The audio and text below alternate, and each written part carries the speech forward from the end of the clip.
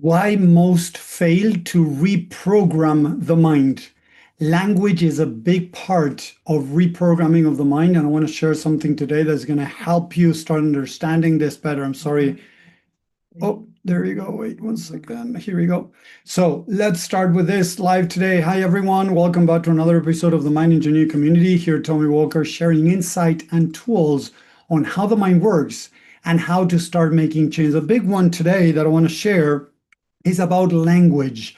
A lot of people for many, many years now have been trying to reprogram the mind to make changes, but unfortunately, they're not being able to. So I've worked with people who have tried 5 years, 10 years, different methods, therapies, affirmations, anything out there, but they were not able to start making changes, or they made very few changes, compared to what they would like to. So I'm going to share today what I have tried in the last 17 years for myself and the people that I work one-on-one that can really start changing your world. So the first thing that I want to share with you guys is, how many times do you open up or close down when somebody starts judging you, criticizing you, rejecting you, saying something negative?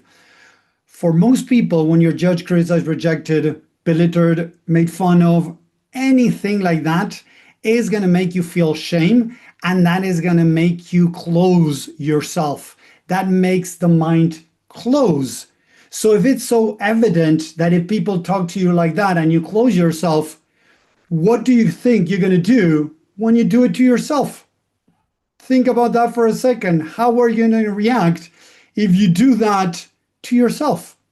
And we all know the answer. If you do that to yourself, you're going to also close the mind.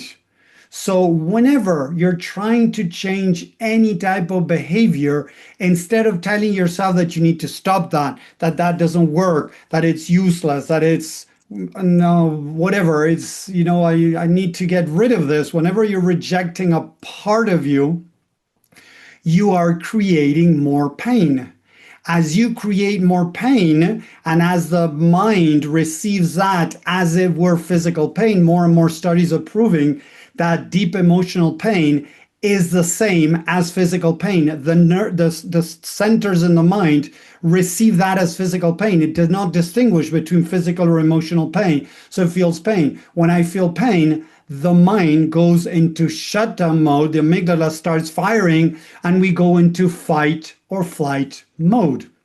In fight or flight mode, we cannot think what is best for us. What we're going to do is keep doing exactly what we've been doing and trying to do that even better.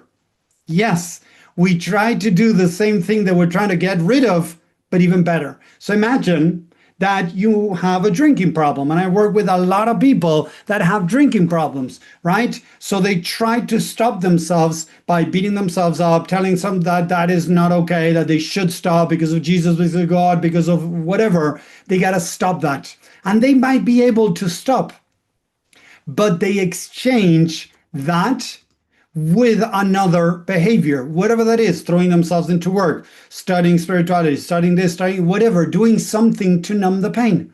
Because what we're trying to do, normally there are two main human drivers: seeking for love or numbing the pain of the lack of love. So when people are feeling pain, they're going to try to find love, or they're going to numb the pain of the lack of love. So numbing the pain, it could be drinking more. It could be smoking. It could be anything that is going to take the edge off, that is going to avoid you feeling more pain, to stop the pain. But unfortunately, when you do that, you create more pain because you're abandoning parts of you that need to feel loved and accepted. So we're so used to having so negative self-talk, right, that I want to start or continue sharing with you guys that we need to start normalizing, have loving conversations with ourselves. How does that look like? So imagine that suddenly a part of you comes out and says, oh, Tommy, you're doing everything wrong. Hey, I appreciate what you're trying to do. I understand that you're trying to help. I appreciate it. Are we really getting what you want, or what is it that you want, talking to that part of you that is being judgmental. Normally, the part of you, the inner critic, is trying to get a benefit. The inner critic is trying to get something out of this.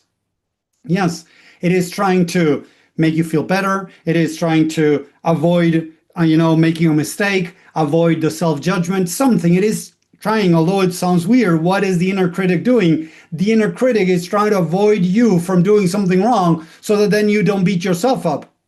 But if you look at that, it's already coming from judgment.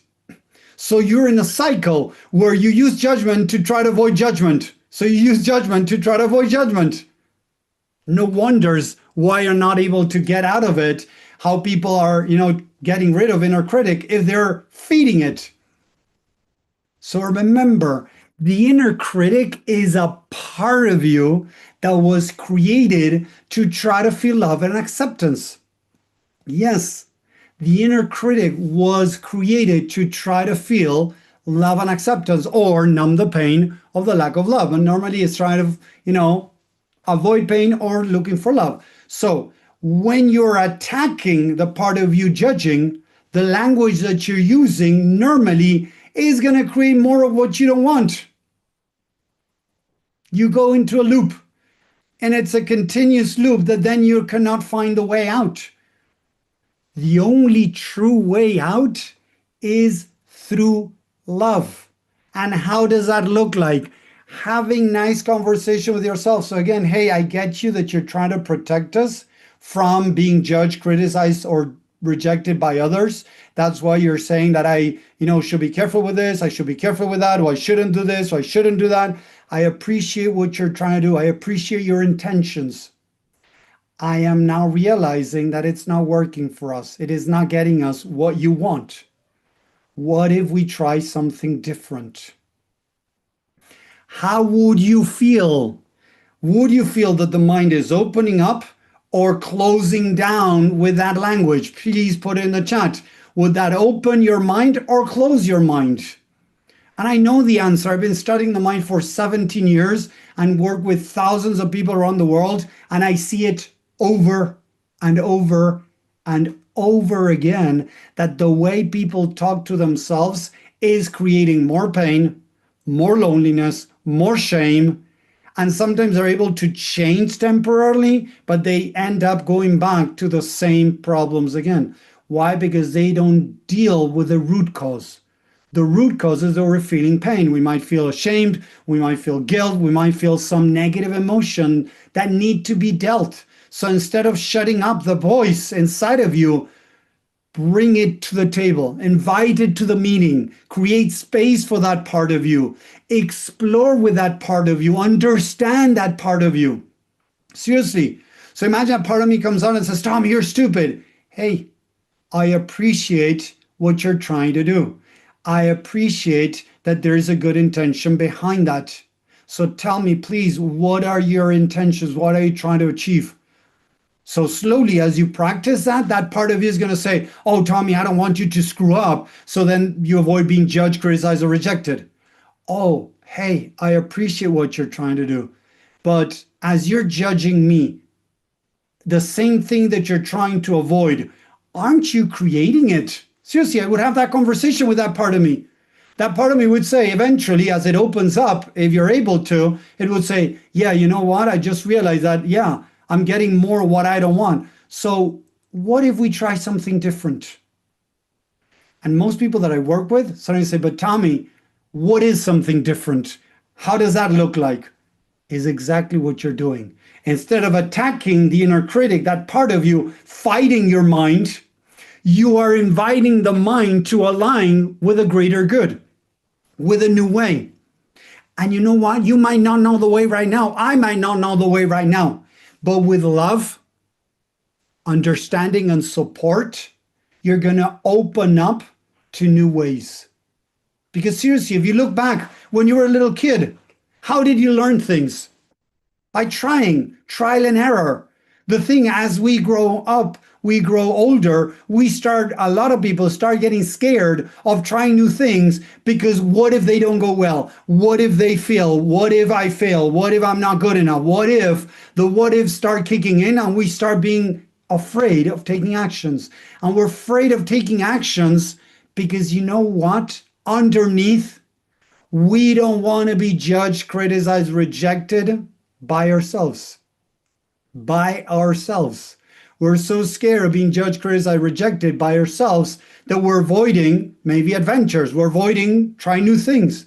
But as you bring more love and acceptance, the mind that all it wants is love and acceptance starts opening up to new ways. It might take a couple of days, weeks, months. It depends on each person and how ingrained that is within you. So if you're using alcohol to numb your pain, if you're using sweets, if you're using work, if you're using whatever to try to numb the pain, it might not happen overnight. But as you keep practicing, eventually you're going to be able to bring love and acceptance to the mind that is pulling maybe in that direction, to invite it. Listen again. Invite it to pull in that direction. Instead of going into war with your mind to what it should be doing, try to understand what it is doing. Why is it doing that? Because remember, if I'm procrastinating, perfectionism, analysis paralysis, stress, anxiety, anything you're struggling with, what you're seeing is just a symptom of something deeper. What you're seeing is not the problem. And most people try to attack the problem. First of all, as I just said, attack the problem. I need to break this cycle. Attack, break. Those are words that incite, that create war. Those are words that create war. And the least thing that we want right now is to create war inside of our minds, because you know who's going to win? Always? Ego. Your hurting parts. Because you know what? Spirit doesn't fight. Spirit loves and accepts what is. So before you're able to dissolve a negative behavior, first you need to practice self-love, self-compassion, understanding, empathy, to really understand what you're protecting yourself from, where does this come from, and what were you needing back then that you didn't get that created these behaviors. As you practice more and more of this, guys, I guaranteed, if it's practiced from the heart, from true love and acceptance, there's no way that you're not going to change. But most people have such a hard time connecting with this love that's why they're struggling most of the times. So I hope that makes sense. Let me know in the comments if this made sense, if you've tried this before, if you never heard about it, and if you want to know more, write the word free, and we'll share free training with more insight and tools on how the mind works and how to start making changes in your life. So thank you very much for watching. I hope you enjoy this, and I'll see you next time.